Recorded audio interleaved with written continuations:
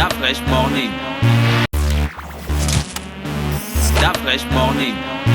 Vous êtes sur les 104.5 Urban FM, la station urbaine. On est avec Jean-Paul. Jean-Paul, bonjour. Bonjour la fraîche. Comment tu vas ce matin? Ça va super bien. Alors, l'actualité internationale est marquée par quoi? Par le Burundi, nous allons nous intéresser au Burundi où auront lieu des élections générales demain. Il faut savoir Présidentielle. Présidentielle, municipale et communale. Nkurunziza, c'est chez lui, non? Oui, chez le président Nkurunziza, qui n'est pas candidat, qui n'est pas candidat à un troisième, Il n'est pas candidat. à un quatrième mandat, pardon. Il n'est pas candidat. Oui, il avait annoncé il y a 2 ans, le 7 juin 2018, disant qu'il n'allait pas Se représenter et que ce mandat-là était le dernier. Et donc, en juin de l'année dernière, son parti, le CNDD FDD, avait donc choisi le général à la retraite Évariste Ndayishimiye comme candidat de ce parti à l'élection présidentielle. Alors, à côté du général Ndayishimiye, il y a évidemment 5 autres personnalités, dont 6 autres personnalités dont les candidatures avaient été validées par la CNI. Il y a notamment le Agathon Rwasa, qui est le candidat du Conseil national pour la liberté, qui est le principal parti d'opposition. À côté de ces 2 personnalités, nous avons l'actuel vice-président du Burundi, Gaston Sinimo, qui est membre du parti UPRONA. C'est un parti qui est dominé majoritairement par la minorité Tutsi. Et puis il y a également la candidature de Léance Ngekakumana du Frodebu, qui est un parti qui était le parti qui avait remporté, vous vous rappelez, les toutes premières élections démocratiques en 1993. Alors, il y a aussi, à côté de ces 4 candidatures, il y a 2 candidatures indépendantes, celle de Francis Ouéro et Dieudonné Naïmana. Alors, il faut aussi savoir que en mars dernier, la CENI avait rejeté la candidature de l'ancien président du Burundi en 2003 et 2005, Domitien Ndayizeye. Mais celui-ci avait déposé en mars dernier un recours devant la Cour constitutionnelle qui avait donc validé sa candidature. Et donc ce dernier va représenter notamment la coalition de l'opposition Kira Burundi. Alors, ce qui est intéressant ici, c'est d'abord que le président Nkurunziza ne va pas prétendre à un 4e mandat, même si il ne faut pas l'oublier que la modification constitutionnelle de 2015 lui autorisait à briguer un nouveau mandat. Mais je pense que celui-ci a décidé d'abord d'essayer d'apaiser le climat politique, parce qu'il ne faut pas l'oublier que sa candidature en 2015 avait entraîné immédiatement, si tu veux, la fin des accords d'Arusha, qui avaient mis un terme à la guerre civile au Burundi.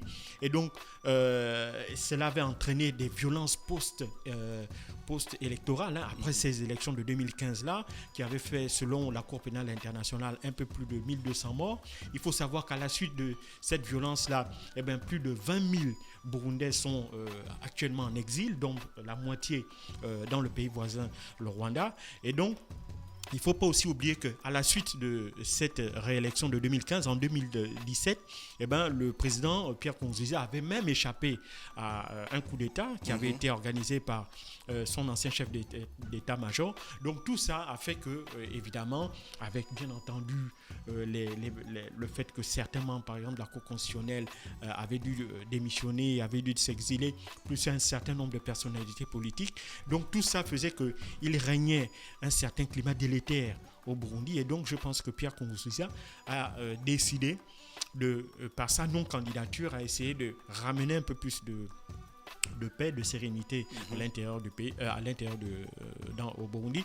Mais évidemment, l'ambition n'est pas de lâcher le pouvoir, puisque c'est son parti, le CN, puisque lui-même il a participé à la désignation du candidat de son parti, le CNDD-FDD, et donc à ce titre-là, il s'est assuré, il va certainement s'assurer que ce soit le candidat de son parti qui remporte cette élection-là. Alors, il faut savoir que un peu plus de 5 millions d'électeurs vont être appelés aux urnes demain, et environ 12 000 Burundais résidant à l'étranger vont également participer à ce scrutin-là. Alors, c'est le premier auquel Pierre Nkurunziza ne va pas participer depuis la signature des accords d'Arusha.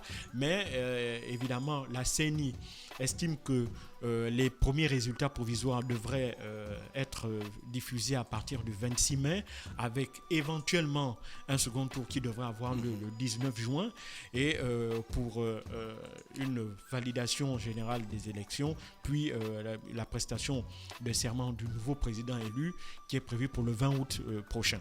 Donc, c'est le calendrier électoral qui a été présenté par la Commission nationale électorale indépendante.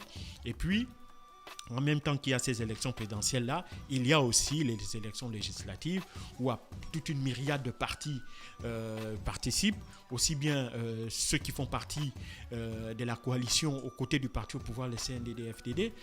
D'autres partis aussi d'opposition ont également présenté des candidats aussi bien pour les législatives que pour les communales.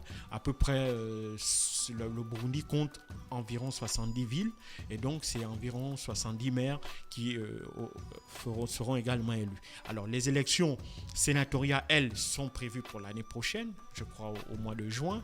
Et donc, c'est un processus qui est lancé conformément au calendrier qui avait été établi par la CENI et pour s'arrimer, évidemment, à ces dispositions de la Constitution burundaise. Alors, ce qui est particulièrement intéressant aussi ici, c'est que ces élections-là se déroulent dans un climat général de pandémie du Covid-19, et le Burundi est l'un des rares pays africains à ne pas avoir pris l'ensemble des mesures que la plupart des pays africains ont prises pour évidemment éviter la prolifération de la pandémie, c'est-à-dire la fermeture des frontières, le confinement, le port du masque obligatoire, etc. et toutes les mesures de barrières et les mesures de distanciation sociale. Le Burundi a fait fi de cela. La seule chose qu'elle a faite, c'est la fermeture des frontières à partir du mois de mars dernier. Il faut savoir que le gouvernement burundais, et en tête desquels Pierre Nkurunziza, estime qu'ils ont placé le peuple burundais sous la protection divine, et donc à ce titre, ils n'ont rien à craindre, particulièrement de cette pandémie-là. Alors, c'est ce qui avait entraîné l'ire de certaines autorités, de certains médecins et surtout de l'OMS.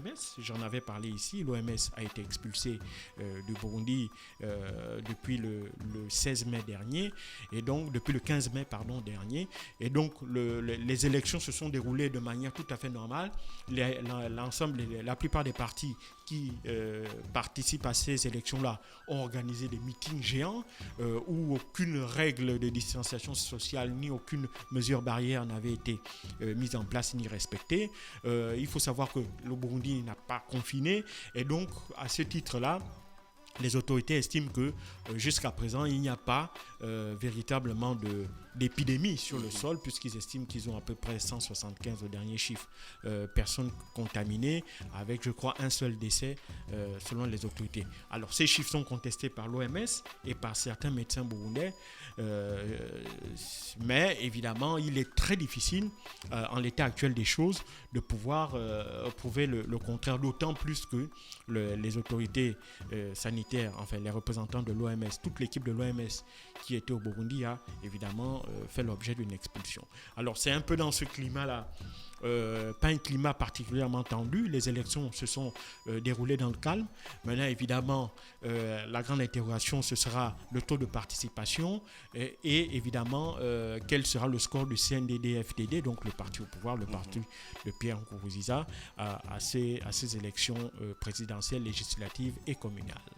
Merci Jean-Paul qui revenait donc sur l'actualité internationale ce matin sur les 104.5 Urban FM, la station urbaine dans le Dafresh Morning. Restez connectés, on se retrouve dans quelques minutes. Temps pour nous de repartir en musique. Dafresh Morning.